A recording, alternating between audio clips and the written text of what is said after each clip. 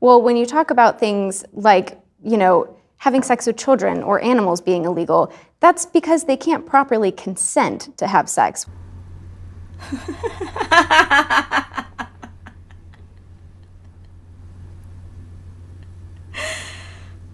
What?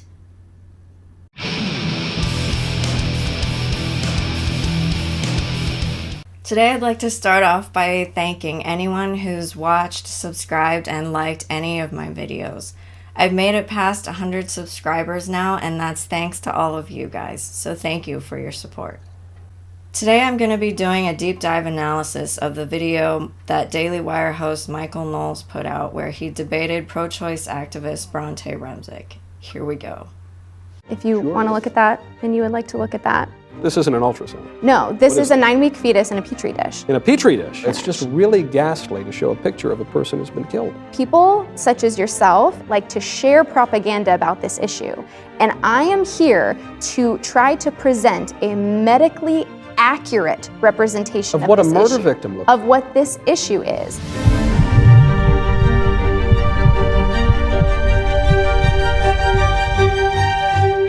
One of the great sorrows of my life is that liberals never want to talk to me. Me, little old me, whom everybody loves so. Very few want to talk to me. I invite liberals on this show. They say no, with some exceptions.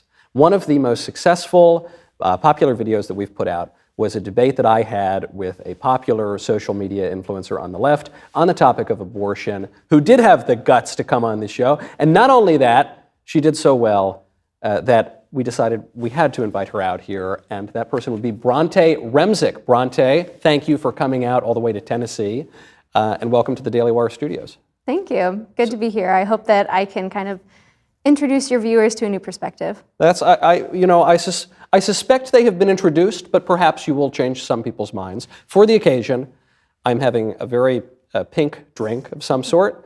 This is my most feminist quality. You are, Bronte, a third-year medical student. People can find you on TikTok and throughout social media, and you have a website as well where you've got all of your ideas and merchandise.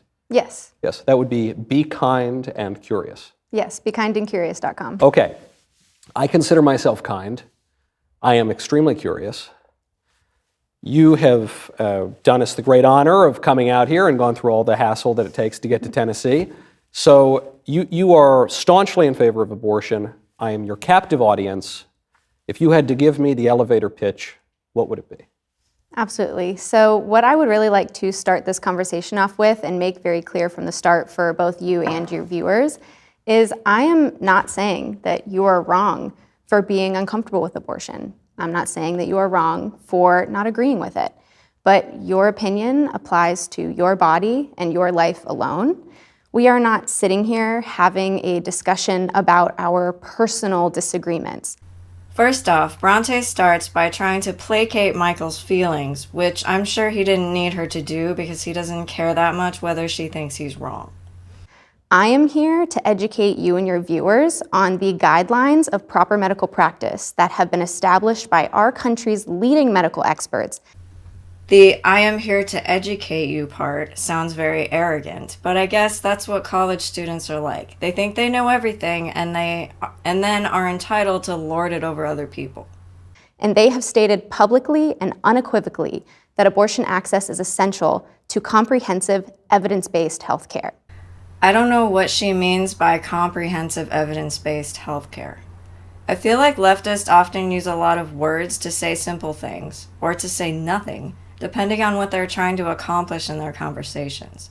If that phrase indeed does mean something, Bronte has not adequately conveyed what she means by it. And we both want to protect life, and what remains true is protecting innocent life never involves restricting access to health care. Bronte is saying that she also wants to protect life, except the pro-choice argument is if you don't want your baby, you can stop your pregnancy, and I don't really see how that counts as protecting life. If Bronte is going to use that as an argument, she's going to have to explain how expelling a pregnancy can still qualify as protecting life. So, two questions I have from that. You mentioned that all of the genius medical people agree in our country that we need to have abortion.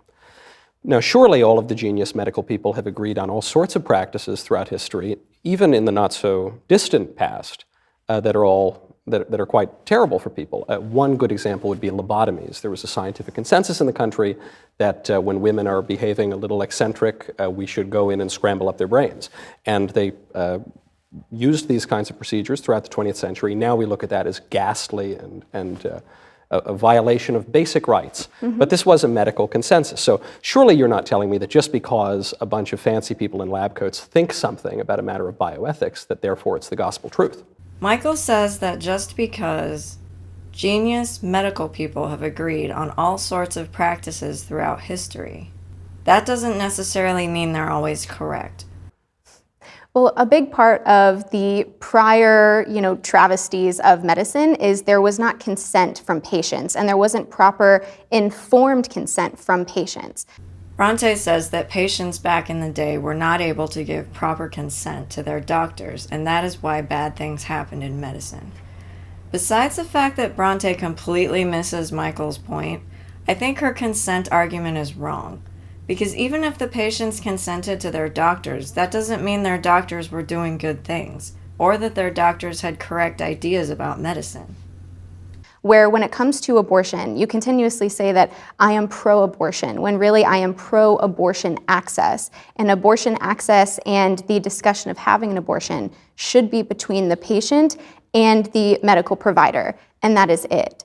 Bronte says, "You continuously say that I am pro-abortion when really I am pro-abortion access." So Bronte thinks that supporting access to a particular thing doesn't mean that you also support that thing. I think she's wrong, because if I'm in favor of shoes, but then I say I am only in favor of people having the ability to access shoes, why would I want them to be able to access the shoes if I wasn't also in favor of the shoes? Bronte wants people to have access to abortion, but if she didn't think abortion was a positive thing to have, why would she want people to have access to it? Because you would not want someone to be able to have access to something negative, so obviously she's also pro-abortion. I mean, she's here debating a pro-life individual, of course she's pro-abortion. And the entire concept and the entire point is that the pregnant person gets to consent to continue with their pregnancy and must consent to the use of their body, because they are the one that understands their body and their life and their finances and everything that makes up the complexities of human life. Bronte says, the entire point is that the pregnant person gets to consent to continue with their pregnancy. I think pro-choice people forget that the choice started when the woman consented to sex. If the woman doesn't want to get pregnant, then she shouldn't have sex in such a way where she might get pregnant. They are the only ones who are able to decide and understand what is best for them with the guidance of, proper modern medical practices. And it is true that our world and our country's leading medical minds have, like I said, unequivocally stated that abortion access is essential to comprehensive, evidence-based healthcare.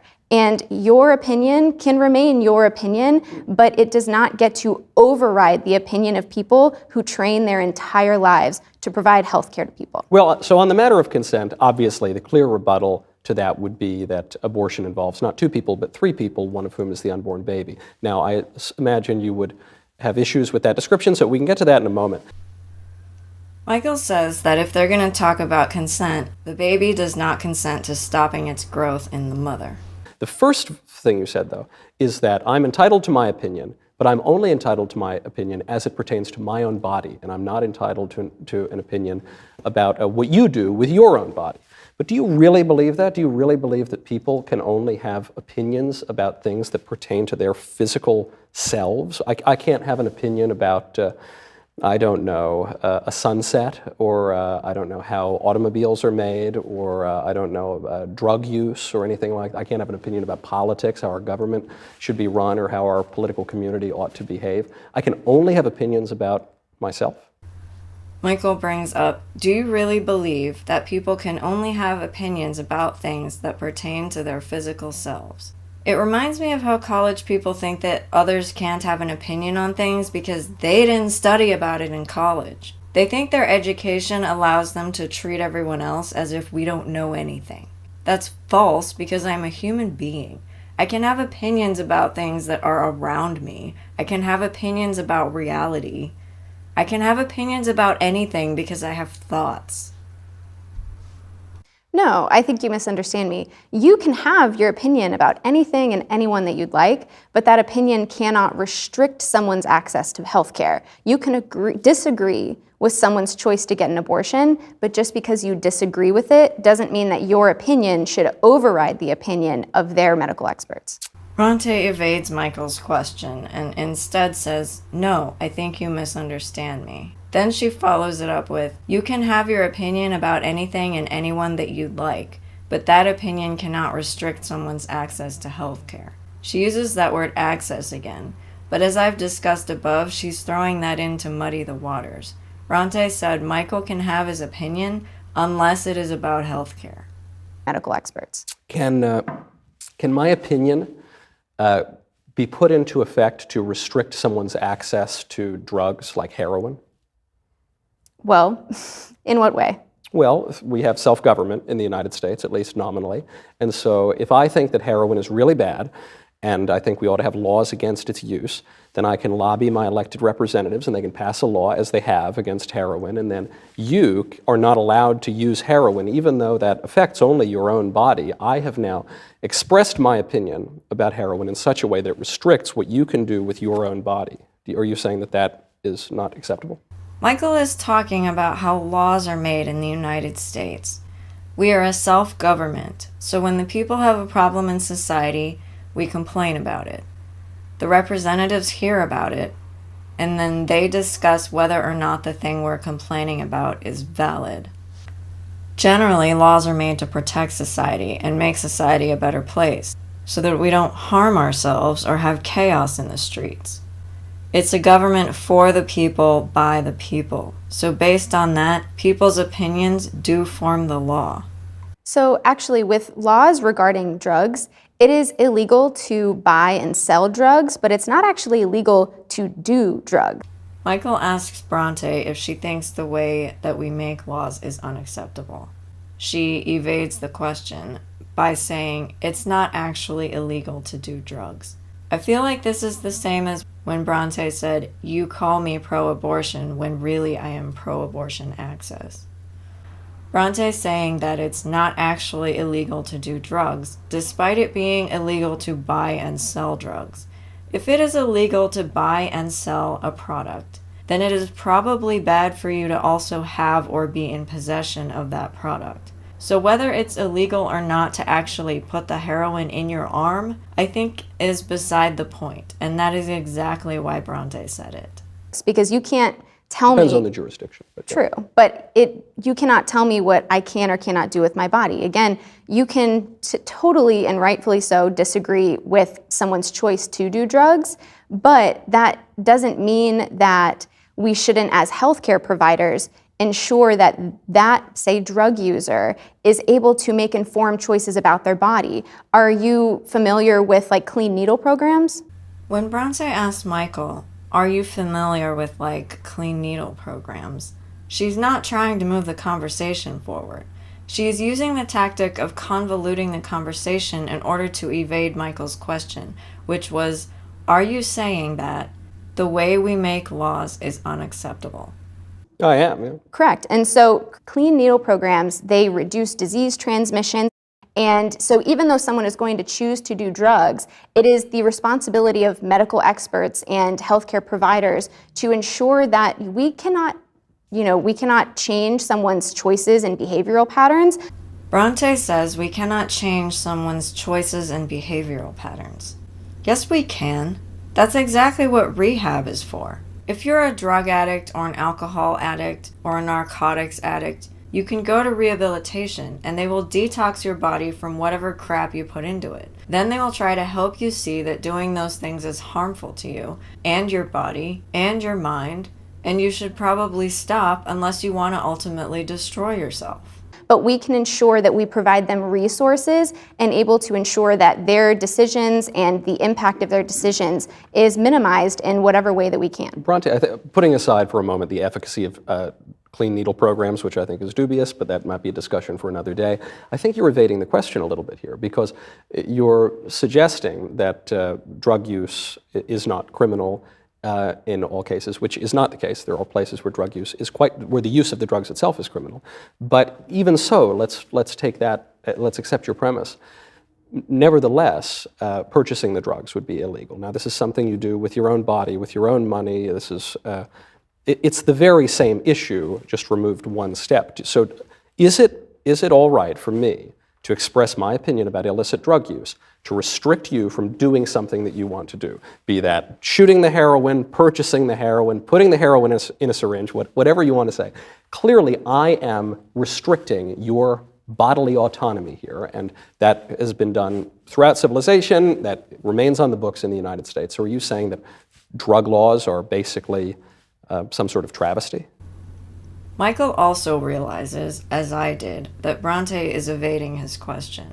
So he asks again, are you saying that drug laws are basically some sort of travesty? And he reworded it, but he's trying to get her to answer his initial question because she never did. No, of course not, because it's a matter of public health. Now, when we talk about pregnancy and abortion, essentially what causes pregnancy is sex, correct? Oh, Bronte, so you do know that sex leads to pregnancy. And we cannot outlaw sex unless that's something that you are trying to bring forth. Okay, no one is trying to outlaw sex. I know you were kidding, but that is ridiculous. Especially, why would you say that to somebody who is pro-life? Obviously, he wants babies to be born. And so when it comes to, laws limiting someone's ability to have bodily autonomy or, limit someone's ability to behave in a certain way, sex and pregnancy and abortion is a very unique circumstance. And sure, we can talk all day about some convoluted, drug analogy, but at the end of the day, well, I know that's your opinion, but we cannot outlaw sex. And sex happens for numerous reasons, and pregnancy can be accidental and unwanted. And so trying to compare it to illegalizing drug use, it's not completely analogous to illegalizing and banning abortion, because sex and drug use are two very different things, and they happen for two very different reasons. Leftists. They give me a headache because they don't understand analogies. The analogy is drug use and abortion are bad things. Now, I realize that pro-choice people don't think abortion is a bad thing, and that is why they do not get this analogy. But that doesn't mean that Michael's analogy is wrong. It just means that you don't agree with it. Right, I suppose I'm just discussing the principle that you described earlier, which is that I don't have the right to an opinion that affects what you do with your own body. But even leaving that aside, you say that we can't make sex illegal. I don't think anybody wants to make sex illegal. Michael says, I don't think anybody wants to make sex illegal. So as I suspected, Michael doesn't want to make sex illegal. Obviously, why does this even have to be stated? But historically, all sorts of sex has been illegal, and all sorts of sex remains illegal today. There are certain sexual behaviors, even in our more decadent and inclusive age, that are illegal. Obviously, sex with children or sex with animals, things like that. Historically, sex outside of marriage has been illegal in many places. Homosexual sexual activities have been illegal in many places. So we've had laws in the United States and continue to have laws that regulate sex. All of that, though, I wonder, so historically, those are the facts. And doesn't that seem to be a little bit beside the point when it comes to abortion? Because now we're saying, no, of consenting adults above the age of 18, they can have all the sex they want. But if you do have sex and you do get pregnant, well, you don't have the right to kill the baby. Michael then goes on to give lots of examples of sexual immorality being decided upon in the law that we should not permit people to do, which again, Bronte misses the point. Michael also reiterates his point of you cannot kill your baby. Well, when you talk about things like, having sex with children or animals being illegal, that's because they can't properly consent to have sex. Bronte. When Bronte says having sex with children or animals being illegal, that's because they can't properly consent to have sex. I think my brain broke because I was like, oh, are you Bronte, are you saying that if a horse could say yes to having sex with a human, then the human should have sex with a horse? What? What? No, okay. We don't have sex with children or animals because it's bad. It's immoral. It is sexually immoral. It is wrong. How many different ways can I say this? Adult humans are not supposed to have sex with children because it's immoral. Adult humans are not supposed to have sex with animals because animals are not fit for us to have sex with because we are humans. We should only have sex with other adult humans. Where when we're talking about consent or sex with, consensual sex between adults, that happens for multiple reasons. People have sex for social reasons, social connection, psychological reasons, not just for the reason of procreation. And so sure, pregnancy can happen accidentally and unwanted, but consent must be enthusiastic and ongoing. And so when we talk, What if it's only tepid consent, sort of, oh, well, I'll do it, but, I'm not happy about it. That's a really big problem in our society right now. And, that's something that people will take, people will push people to say yes. And that's why we say sex should be enthusiastic and ongoing. Because if you are trying to have sex with someone who's not enthusiastic about it, then maybe you should second guess your choices. But isn't that a bit... Okay, Bronte is talking about consent in a non-creepy way this time. I do agree with her that you cannot manipulate someone into having sex. That is bad. I agree with you entirely, but isn't that a bit sex negative of you to say that there is a certain way that one should engage in consensual sex? I mean, No. You don't think so? No, because enthusiasm is expressed, differently between people. It doesn't mean that you have to be jumping up and down. I just mean that the person who's consenting is consenting, very clearly and enthusiastically in their own way, and not being pressured into saying yes, not being timid about saying yes. You are ensuring that they are saying yes, out of their own validity. And when we talk, I want to compare like sex with pregnancy, right? Because we're talking about consent. So you understand that sex can be a fun and beautiful thing with, people do for lots of different reasons, but it's only fun and beautiful when it's consensual. And when sex is not consensual, it can be traumatic and devastating for people. Sure. However, Bronte loses me when she compares this to pregnancy. Because again, the choice that you have made comes before the pregnancy even happens. If you consented to having sex and you did not do it in such a way to prevent pregnancy, then you have opened up the possibility that you could get pregnant. If you really don't want to get pregnant, then don't consent to sex in such a way where you could get pregnant. The same thing for pregnancy. When pregnancy is consensual and pregnancy is wanted, it can be a beautiful thing. But when pregnancy is unwanted and non-consensual, then it can be a very traumatic and devastating thing. Bronte is saying that just because pregnancy can be uncomfortable and annoying for some women, then those women should be able to end their pregnancies for that reason. Once again, I say, everyone knows that pregnancy involves some level of discomfort and annoyance.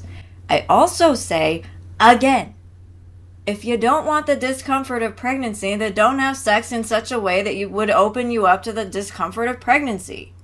Well, I suspect it can be both in either case. I mean, I think not only of the experience of my wife, but of many of my friends who have had kids.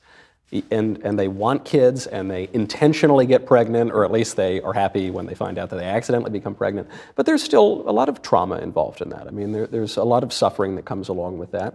Michael acknowledges the fact that yes, pregnancy can be uncomfortable and it can be annoying at times. But it has the same effect on women who want children as well. It's not as if women who want children have pregnancies where they never have any pain and they never have any tiredness or they never have any discomfort.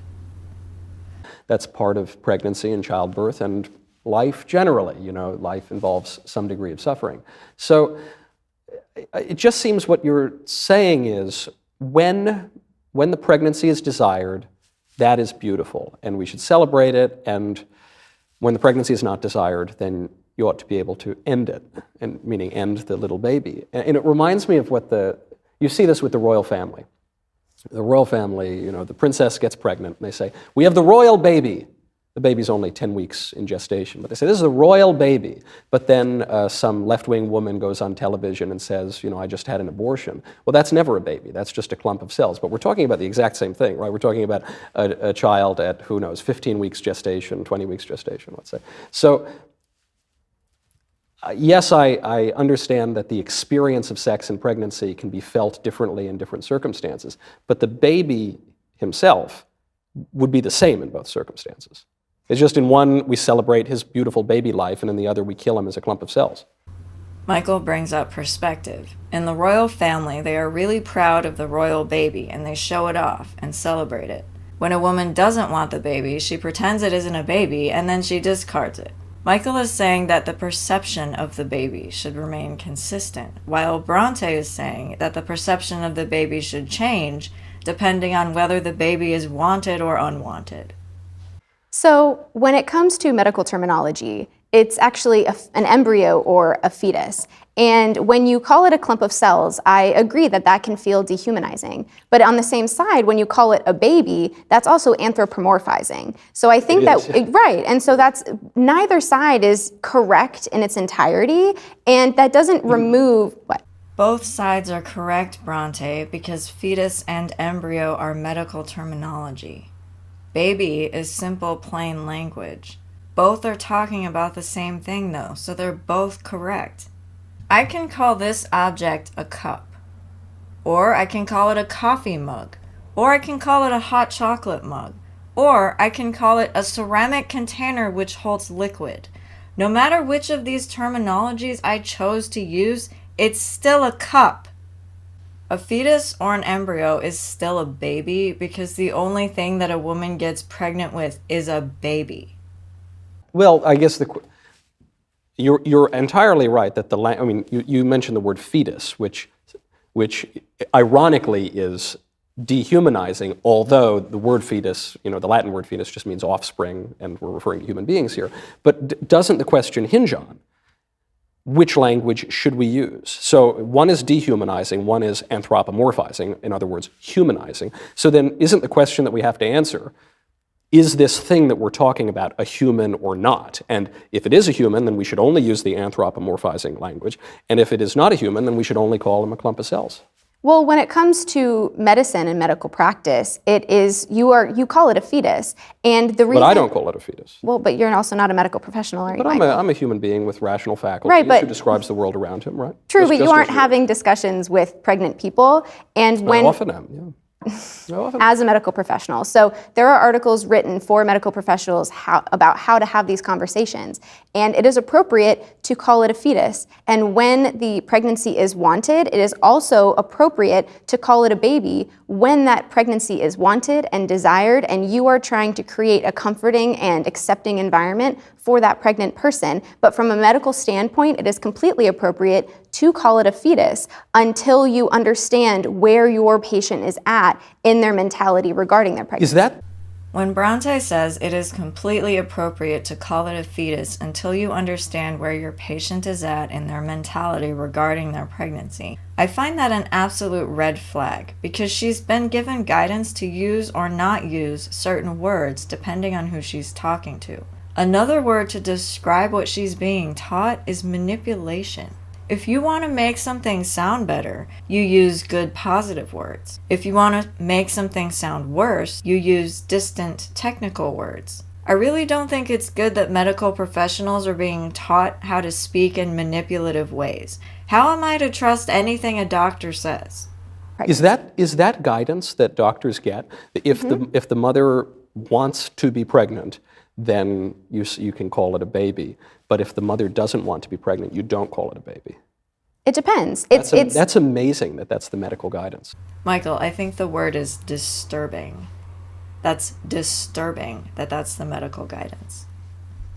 Yeah, well, it's all about creating a comfortable and appropriate environment for the patient because we care about the mentality of the patient, and you want the patient to be able to make an informed choice. You want the patient to feel comfortable in your exam room, and calling it a fetus when it is a wanted pregnancy can make them feel detached from that pregnancy, but also calling it a baby when it is an unwanted pregnancy can put, unnecessary pressure and fear onto that pregnant person. But you don't believe that whether or not the baby is human hinges on whether or not the mother desires the baby or fetus, as you say. The question. You don't think that the desire is the determining factor for the ontology of the embryo. The embryo is human. That's not within question. It is a human embryo. It is So then a why human wouldn't you fetus. use anthropomorphizing language? Why wouldn't you refer to it in human language?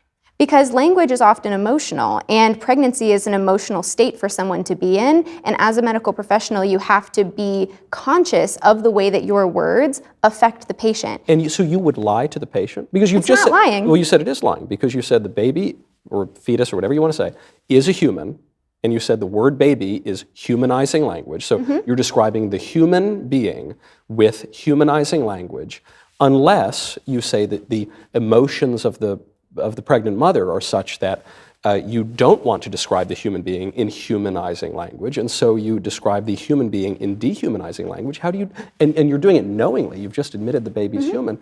Yeah. How would you describe that other than telling a lie? I didn't say that anthropomorphizing was necessarily a negative thing, and as I said, saying fetus is medical terminology, and it is appropriate. It is appropriate But it's description. dehumanizing, you said. No.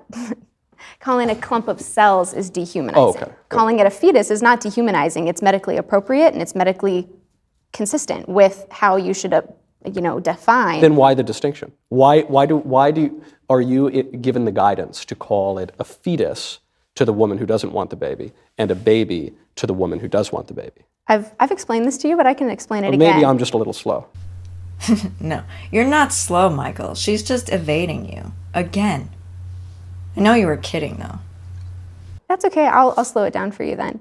It depends on the mentality of the pregnant person and how they feel towards that pregnancy. Because as a medical professional in that exam room, you are trying to create a comfortable environment where that patient understands what their options are and what their situation is. And so when you are trying to identify how they feel about their current medical state, you want to use language that creates a comfortable environment for them. So Bronte says when you were trying to identify how they feel about their current medical state, you want to use language that creates a comfortable environment for them.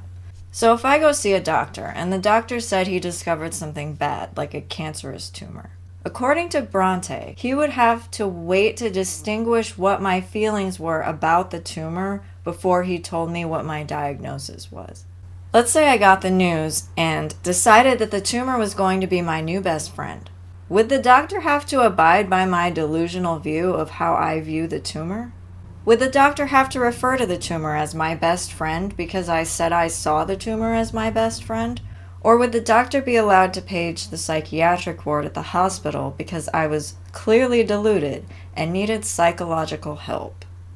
So how do those two words affect their emotional state then? What is the reason for the distinction? Michael asks, so how do those two words affect their emotional state? When a pregnant mother who doesn't want the baby hears you describe the baby as a fetus versus as a baby, how are they perceiving and conceiving of that? So I can probably ask you the same question, Michael. Why on your show and in these interviews do you insist on calling it a baby? Is it because you understand the emotional pull that has on your viewers? No. Bronte knows that when you say fetus, it sounds dehumanizing, even though it's medically accurate. And when you say baby, it sounds humanizing. That's the only reason why she has been taught to switch the words depending on the pregnant woman's feelings. Instead of answering Michael, however, she evades him and then accuses him of using the word baby to affect the emotions of his viewers. No, so because you it's- insist on using that language it's because for you the- understand it's emotional. No, it's because I think it's ontologically precise in exactly the way you just described. Because you say that the word baby is anthropomorphizing, and you said that the human being inside you is a human being. And so it's appropriate to use humanizing language for human beings. Michael brings up the point that using simple words for simple things is precise, and that's why he says the word baby. He also says that there is nothing wrong with using humanizing language when talking about human beings. Depending on the conversation that you are having, because you have to be aware and compassionate towards the person that you are having that discussion. Bronte implies she has compassion, yet also thinks it's fine to dehumanize someone depending on who she's talking to, but it's never fine to dehumanize anyone. On the one hand, the leftists will pretend like they have such good hearts because they say they're compassionate. But then on the other hand, they'll dehumanize someone so fast it'll make your head spin. Right, but I don't think it's compassionate to deceive people or to pretend that the human isn't a human. I think that it's always disrespectful to lie to people. Calling it a fetus isn't lying. Calling it a fetus is medical terminology. But it's less anthropomorphizing than baby, you would admit. It's medically appropriate. But would you admit that it's less humanizing than the word baby? Less humanizing? Yes. Bronte uses the tactic of playing dumb and pretending like she doesn't understand what Michael is asking. She repeats his question back to him as a way to once again evade the question. No, because it's a human fetus. It's a human fetus. It is. So, Yes. so if the two words are synonymous, why is there guidance for one and then the other? What you keep saying it's because of the emotional state of the mother. Yeah. But okay, how is that perceived? How do the emotions change hearing one word or the other? Again, I think you understand this because you choose to say baby. Why do you choose to say baby instead of fetus? Bronte really doesn't want to answer this question. Once again, she attacks Michael and says she thinks he understands this because of the way he chooses to talk. She's just unwilling to admit he's right. Because it's because there's an emotional no, because it's there's precise emotional and true. baggage. Because there's an emotional baggage that comes with baby, and so if it is. The fact that Bronte says baby comes with emotional baggage means she knows that the reason she's been told to use baby when the woman wants the pregnancy is so that the mom can feel happy about it. She knows that the reason she's been told to use fetus for a woman who doesn't want the baby is so that the woman can feel detached from it. No, because it's plain language. And so I generally try not to use sort of Latin or jargony terms for things that are plainly understood. And so that's why I prefer good Saxon words and good plain words, and I don't use a 25-cent word when I can use a nickel word. And as you just said, the guidance to use one word or the other based on whether the mother wants to have an abortion or wants to give birth to her child, clearly, though you don't seem willing to admit it, but clearly is because the word fetus allows this pregnant mother in distress to abstract away the humanity of her child and makes it easier for that woman to justify having an abortion. Whereas if she were to call it a baby, it would be much, much harder for her to justify killing the baby in the womb through abortion, right? I think you would acknowledge that. Yeah, I can acknowledge that calling it a baby minimizes the options that the pregnant person feels like they have, and it can put unwanted pressure onto them. And if they are not in a financial, mental, or physical state to carry through with that pregnancy appropriately, calling it a baby makes them feel as if they have less options than they truly do and should have. Michael once again has to reiterate the fact that he uses simple words. He knows as well that Bronte is unwilling to answer his question, so he spells it out for her, then asks if she would acknowledge what he said. Bronte says that she can acknowledge what he said, and so I think Michael owned Bronte on this point. So you mentioned those three states that you might be in where you want to kill your child. A financial state, psychological state, and what was the other one? Physical state. Mm-hmm. So I understand the psychological state. So let's put that to the side for a second. We can get to it later. What is the financial and physical state that would require one or greatly impel one to end their baby's life in the womb through abortion? Do you know how much it costs to carry through with pregnancy? All too well. Yeah, please. It's not that. It's actually not that expensive. It's not cheap, but it's not that. To you, it's not that expensive. But how expensive is it? Well, you just went through it with your wife, right? You need to buy some prenatal vitamins. You got to go to some doctor visits. So it's good to have health care, though we're very lucky in this country that The very poor have health care through Medicaid, and the elderly, well, I guess they don't get pregnant all that much, but they could have Medicare, and people have health insurance through their employers, and there is a public option in recent years, and people can stay on their parents' health care until the age of 26. So we have all sorts, and you can go to an emergency room whenever you want. So there are all sorts of health care options in the United States, some of which could be improved, and we could maybe get to that later, but there are lots of health care options in the United States.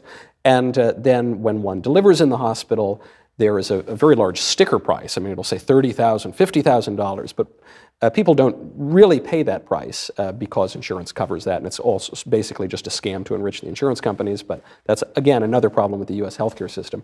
People aren't actually writing $50,000 checks to give birth to their children. So, I'm not saying it's cheap to eat well and be able to stay home on bed rest, perhaps, if the doctor requires that, or to get prenatal vitamins, or to raise a kid is very, very expensive. I'm not doubting any of that. But to just get to the point of delivering the baby and then perhaps giving the baby up for adoption is not very expensive. So actually, I'll correct you there. So it costs about $18,000 on average to carry through with a pregnancy and Well, I must have gotten a good deal then. Yeah, you must have. That for so, my kids. And if you have insurance, the out-of-pocket cost is around $2,000 to $3,000. But what you might not understand either, which I, work in the medical field in rural North Carolina, so I'm very much familiar with people who they do not have insurance or cannot afford insurance, whether through their employer or if they're contract workers. It just depends. And then the limit for someone to be qualified for Medicaid, there's a good amount of people that fall in between there. And I worked at a clinic that offered free care to people who were uninsured but don't qualify for Medicaid. And our clinic was busy all the time because there is a massive amount of people who fall in that area. There's a great organization called Good Counsel Homes, which I really love. It's a pregnancy center up in Connecticut, and they do fabulous work for people who, again, might fall through the cracks or might be very distressed, and for whom abortion might seem attractive because of that financial reason. But there are lots and lots of these organizations. You mentioned the one that you work with, I mentioned the one that I've done some work with, and there are many, many others around the country, which is good. That's a fact to be celebrated, but it seems to undermine the argument that financial reasons impel people to get abortions. No, because as we discussed in the beginning, there's multiple reasons that someone might not be able to carry through with a pregnancy, physically, psychologically, and financially. And financially, the financial aspect of it cannot be belittled. Let's be serious. I think you're overstating it. Right, that's your opinion. But well, for that's my opinion with experience. I've got 2 kids under my belt, hoping for more, So they've actually found that about 40% of Americans cannot afford an unexpected $400 cost, whether that be for their home, for their health, for whatever. Yeah. And so saying that it's not a big deal to inquire about, if you have insurance, about a $2,000 to $3,000 cost. And if you don't have insurance, it can be about $18,000 on average. When 40% of Americans can't afford an unexpected $400 cost, you are basically discounting the experience of 40%. The thing about those statistics, I think complaining about how expensive it is to raise a kid or go through labor or pregnancy is beside the point. Everyone knows children are expensive to raise and have. So if you don't feel financially capable to raise a child, then make the choice not to have children until you feel ready. No one's telling you that you have to do it. The thing about those statistics, though, is they're not quite right, because it's true that many Americans don't have a lot of money, like cash, available, but Americans tend to have a lot of stuff because Americans carry a lot of debt. So those numbers are also somewhat misleading, because what people do is go into debt. Or if we're talking about something like an adoption, which is what we're really discussing here. There are all sorts of wonderful adoption agencies and all sorts of wonderful programs provided by the state and provided by private charity that cover these costs for all sorts of people who are financially strapped but don't want to kill their children. And so I just think it's an argument to evade the basic question. I promise you, and I'll say it to the camera right now, if you are pregnant and you feel that you can't afford to carry your child through pregnancy and you can't afford the $500 and you can't find an organization that'll cover it, write to me. I will write that check happily. And it's not just me. Plenty of pro-life people around the country would do it. That's why they do it. That's why they give to these organizations. Do you really believe $500 to $2,000 is that delta that people may or may not be able to afford is a strong justification for killing 850,000 human beings every year? Michael asks, do you really believe $500 to $2,000 is that delta that people may or may not be able to afford is strong justification for killing 850,000 human beings every year? So again, saying the term killing 800,000 human beings. Bronte evades the question by saying she doesn't like the words Michael chose to use. That's what you described. No, that is using manipulative and emotional language intentionally, You said that the fetus is a human being. That wasn't my language. is, That's your language. Okay, but killing a human being is not the same as aborting a fetus. But you can use the manipulative and emotional language if you'd like. Bronte, I'm only using your language because you said that it's alive and it's a human being. And so what do you call it when you end a life? Michael says, you said that the fetus is a human being. Bronte says it is. Bronte says, but killing a human being is not the same as aborting a fetus. Michael says, you said that it's alive and it's a human being. Bronte says, Michael says, what do you call it when you end a life? At timestamp 27:57, Bronte stares blankly at him. As far as I'm concerned, the debate about abortion is over. Because the way to win a debate is to either get the other person to change their mind and agree with you, or to get the other person to concede that you are right on the main point, even if they don't change their opinion. The fact that Bronte refused to answer Michael when he asked, what do you call it when you end a life, and instead chose to blank stare at him because she did not know how to answer without losing, means that she lost. After she agreed with him that a fetus is a human being, it means she knows that abortion is the killing of a human being, so she lost the abortion debate. In my opinion, the rest of this video is just conversation. Hi, just throwing this in here. I'm probably going to split up this video into a couple different parts. So that was the end of part 1, and I'll see you on the next video.